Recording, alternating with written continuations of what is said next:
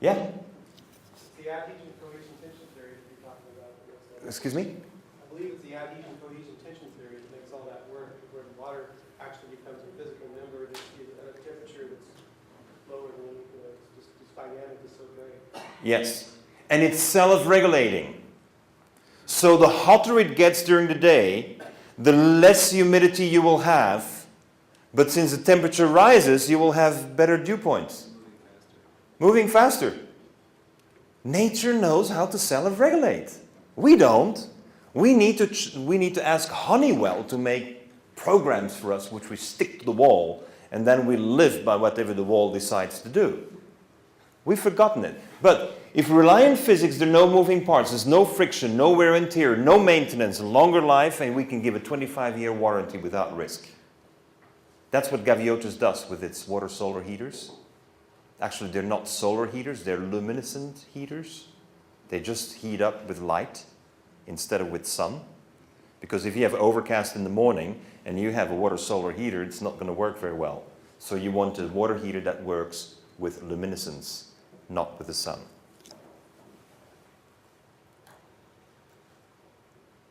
I'm just going through this. I talked about this yesterday. It's very important. We gone green, and green meant we got to do biology. And so industry started adopting biology and realized that biology changes all the time. So then they got into doing GMOs, chemical controls, because they couldn't control. If we would have gone for the physics, we don't need to do that. Physics is self-controlling. Biology is on an evolutionary path. And so that's one of the reasons why, before we embrace the biology, let's double check the physics. Before we go for the solution of chemistry. Oh, I have a very important visitor. Excuse me, ladies and gentlemen, put your eyes to my dear wife, Katerina.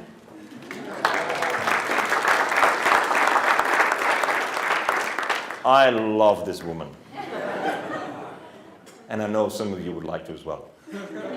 And she's 5 months pregnant. Yay! And where is Philippe Emmanuel? Oh, he's playing. Outside here? Yes. So make certain we see him, because I'd love to be inspired. How do you personally provide for creativity when you're sort of guiding principles of current physics? How do you personally build that into? Because what we're looking for, physics has so many components. And you start connecting everything that physics is actually this moment taught in a totally unconnected way. I mean, how do we connect surface tension? I could go back to the pipe and entertain you for about 3 hours just about this pipe. And we can look at surface tension in there. We can see differential surface tension. You know?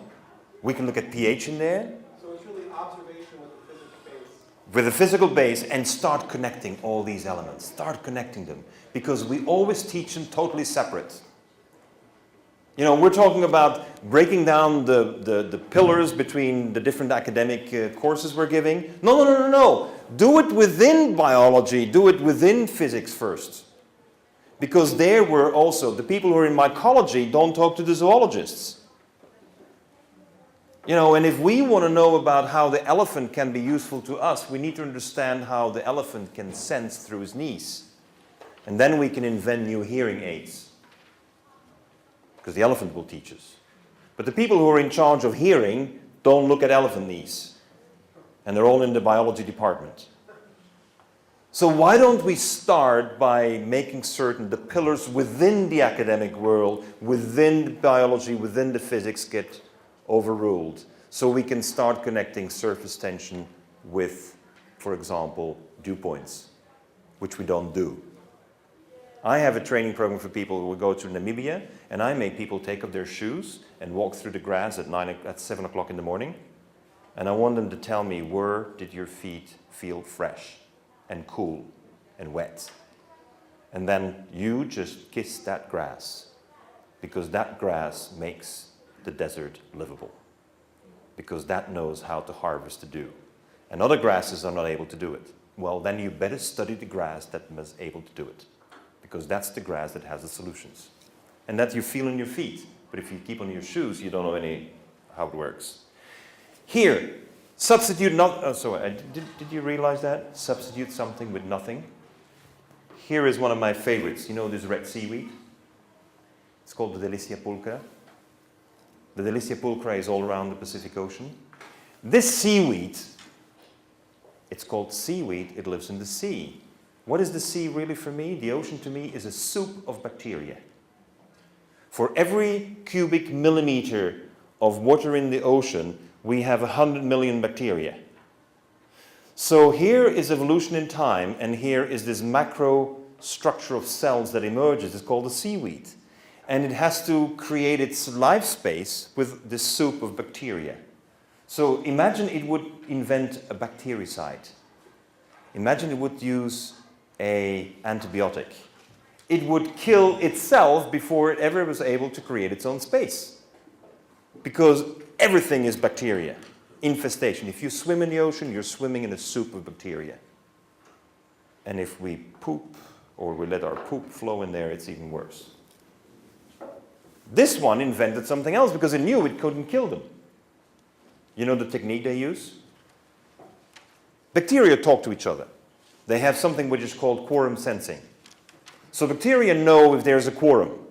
If there's a quorum, they actually start coordinating their actions. And when they start coordinating their actions, they could even take over their hosts. That is what you have when you suffer from cystic fibrosis, or tuberculosis, or gangrene. The bacteria take over the host. Because they have a quorum, they sense it, and they will control. In order to stop it, we try to kill them. This seaweed just makes them deaf. They can't hear anymore. When they can't hear anymore, they can all be there, but they don't know where the other one is. And since they do not know where the others are, they can't coordinate. Smart, isn't it? This is a goddamn smart solution. Just don't make them talk to each other. And that is the new technique. I think this technology is going to overrule antibiotics very soon. Because this is how the seaweed became the first seaweeds to survive in the ocean. And you touch this. Any divers here? Paddy divers? Okay, when you normally touch things in the ocean, how does it feel? Slimy, yes. This one, dry. You touch it and it's dry. Because slime is bacteria. Slime is a biofilm. So this one you saw yesterday, the vortex, here, right in this point, right in that point, 800 psi.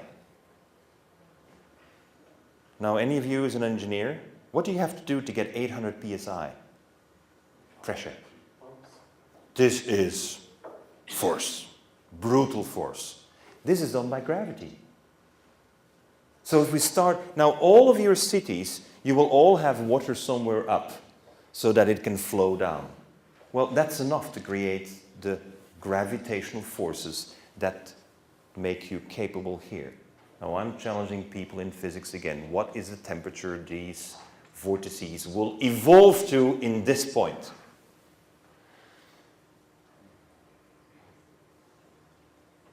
Four degrees Celsius. In a vortex, you will always have decreasing temperatures, and the temperature will always evolve to 4 degrees. Because after 4 degrees, water will start expanding, and so you can't keep on compressing it anymore. So nature self-regulates that in the vortex, temperature goes down to 4. Now, this is how you can start designing fascinating things. I gave you a couple examples yesterday. How can you design with it?